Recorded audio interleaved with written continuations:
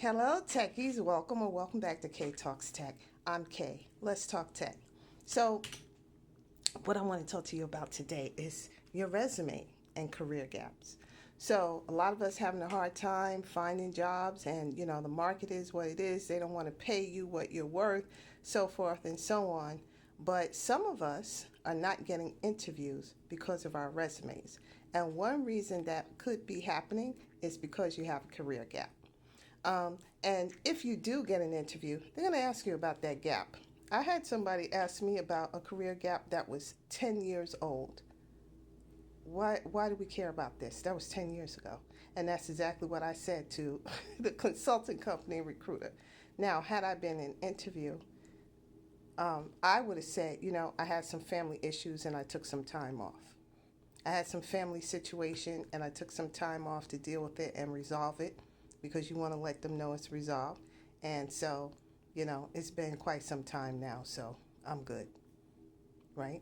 Because here's the thing, they're looking for any little thing, right? Because they don't want to go through this process again and trying to hire people. And the recruiters are looking for any little thing. What's this shadow? I'm trying to get the shadow out of here. Sorry, guys. Okay. We'll just have to live with it. So the recruiter wants to make sure that the person that they put forward has the best potential for getting hired, because that's how they get paid, those commissions, right? So here's the thing.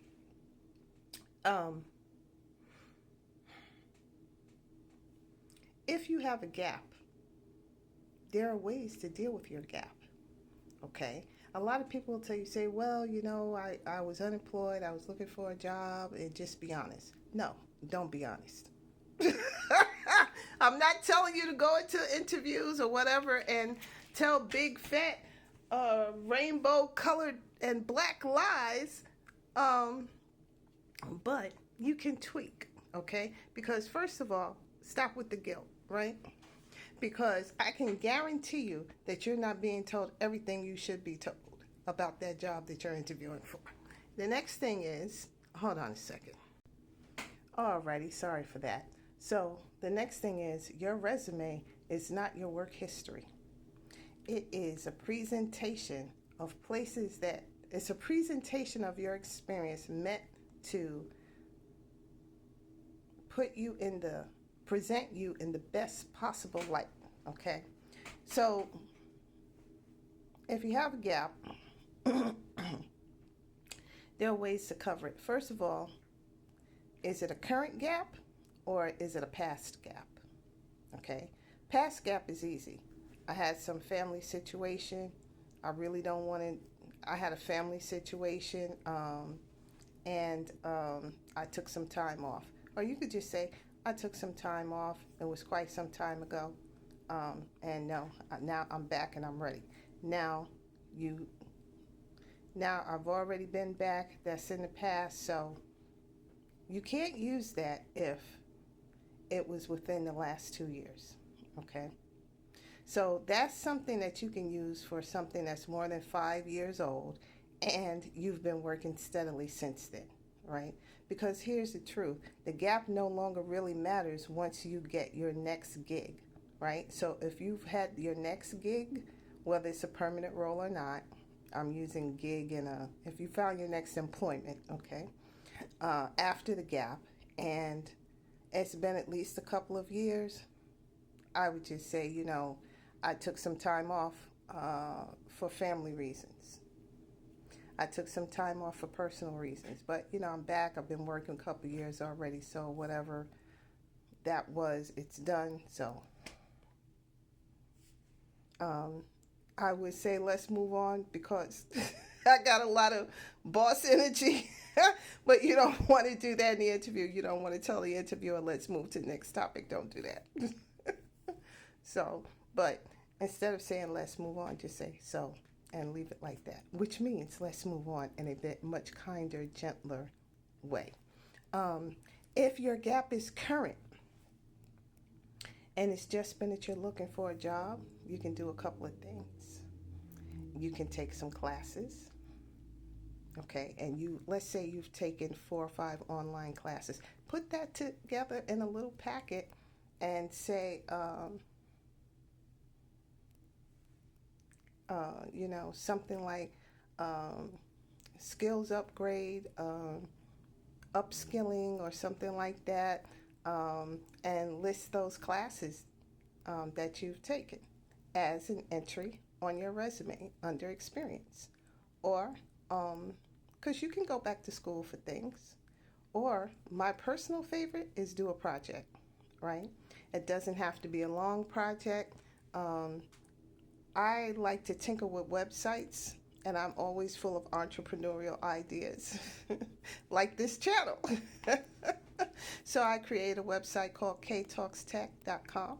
It is live, but I also had another idea. I wanted to do a directory for Black businesses and organizations and social media and real estate, just a place. I wanted to be the home for the Black economy.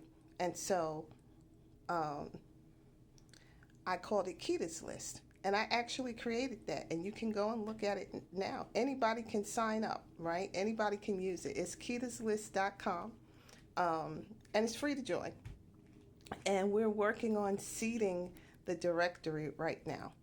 I tried to put it out there without seeding it, and no takers. So there's nobody. And even though I gave it away for free, people still wouldn't join it, because that's how people are. They want to be a part of something that's already established. They don't want to be the trailblazer, I guess. But that's a different video. The point is, I did that project. I created that website. I came up with the concept.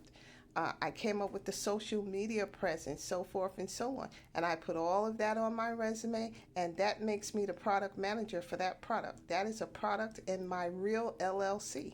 So I have a real LLC. I could create any products I want. It doesn't matter whether or not I got paid to do the work. I did the work. What they're looking for is, are you rusty? Is your mind still sharp, right? And that's what you want to get to the heart of. You want to demonstrate that there's no moss growing over here. There's no dust bunnies under my feet, right? That you're still moving and grooving and sharp and with it, right? So you want to create a project for yourself where you can show that you did that. It could be a volunteer project. If you have a company, you can do something like that, and you have to tailor it to your background. Now, the roles I go for are product owner, product manager, and BSA, business systems analyst, project manager, right?